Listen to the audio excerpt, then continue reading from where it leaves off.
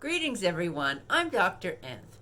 In this video, I will discuss an unusual region of America's 12 regional cultures, the islands. The islands region is unusual in that it is parts of two oceans separated by a continent.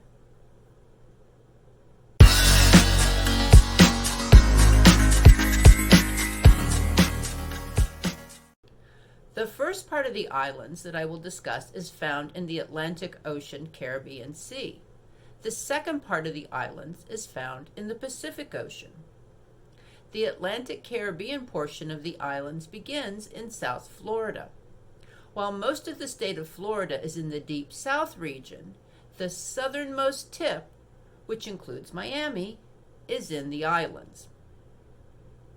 The tip of Florida and the islands are in the tropical environmental zone.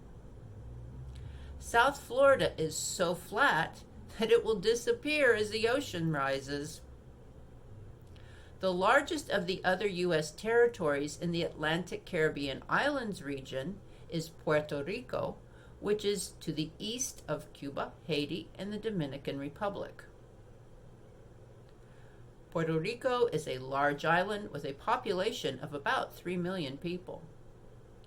Much of the island is mountainous tropical rainforest. Further to the east of Puerto Rico are the U.S. Virgin Islands of St. Thomas, St. Croix, and St. John. The total population of the U.S. Virgin Islands is about 107,000 people. The history of the Atlantic Caribbean portion of the islands region is complicated. In South Florida, there is archaeological evidence of inhabitants from at least 12,000 years ago and possibly much earlier.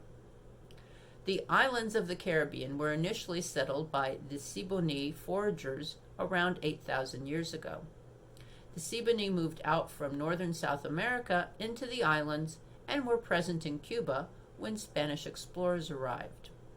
Around 2,500 years ago, the agricultural Taino people of the Arawak language family moved out into the Caribbean from the Orinoco River basin in Venezuela to eventually settle all the islands. The arrival of the Spanish in 1492 led to the destruction of indigenous culture and people by violence and disease. The Spanish demanded gold from the native inhabitants and tried to enslave them, but there was little gold and many natives committed suicide to avoid enslavement. Some of the Spanish conquerors decided to create sugar plantations in an effort to extract wealth from the larger islands, including Puerto Rico. Not surprisingly, the Spanish began to import enslaved individuals from West Central Africa. Relationships between the indigenous people, the Spanish, and West Central Africans were not prohibited as they were in the United States, so the populations of the islands became quite mixed. Spain retained control of Puerto Rico until the Spanish-American War, when Spain ceded Puerto Rico to the U.S. in 1898. In 1917, the residents of Puerto Rico became citizens of the United States. Ponce de Leon began exploring Florida in 1513. South Florida remained under Spanish control until 1821, when it was ceded to the United States. The smaller islands of the Caribbean were basically ignored by Spain, allowing other European countries to claim ownership. In the 1670s, a Danish trading company claimed the islands of St. Thomas and St. John. St. Croix was purchased from the French in 1733. The Danish developed sugar plantations and imported enslaved individuals from West Central Africa to provide the labor. The Virgin Islands became Danish royal colonies in 1754. The islands were sold to the United States in 1917, and the residents became U.S. citizens in 1927. The regional staple dish of the Atlantic Caribbean islands is arroz con gandules, or pigeon peas and rice. Often it is served with some type of fish. On my first visit to my in-laws in the Caribbean, I shelled the peas for the pigeon peas and rice we ate that evening. Now let's move to the Pacific Ocean Islands region. These islands include the Hawaiian island chain, the Northern Mariana island chain, Guam, American Samoa, and the Federated States of Micronesia. The original inhabitants of the Pacific Island are Micronesian and Polynesians, who began settling the islands around 4,000 years ago. Of the Pacific Islands that are part of the United States, the most recently settled was Hawaii in 500 AD. Beginning in the 16th century, European explorers gradually found all the inhabited islands. James Cook from England discovered Hawaii in 1778. In 1791, King Kamehameha united all the Hawaiians in one kingdom. Protestant missionaries from the U.S. arrived in Hawaii in 1820.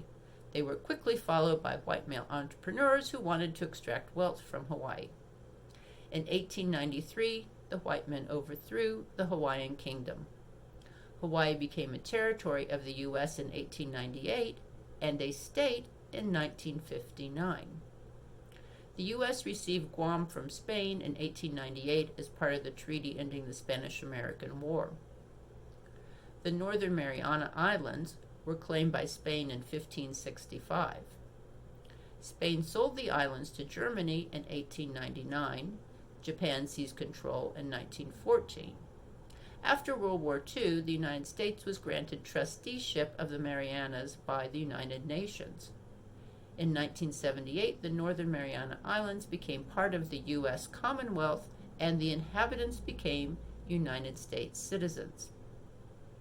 The Federated States of Micronesia came under United States control after World War II. In 1986, the Federated States of Micronesia became an independent but associated state with the U.S. This means that citizens of the U.S. and FSM can travel freely and live and work in both countries. In 1878, the U.S. signed a treaty to create a military base in American Samoa. In 1951, the U.S. Department of the Interior took control of American Samoa. In 1981, American Samoa was allowed to have a non-voting representative in Congress.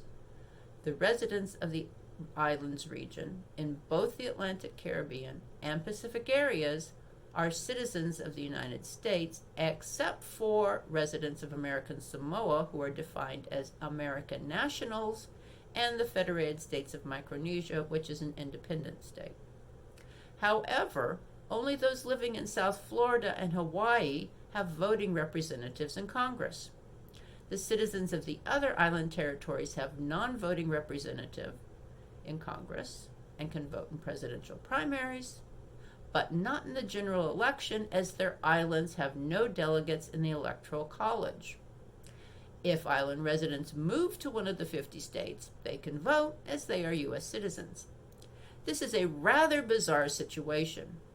The island region has around 4 million inhabitants who are citizens of the United States, but who cannot vote for president or have a voting representative in Congress. There have been efforts for many years to make Puerto Rico a state.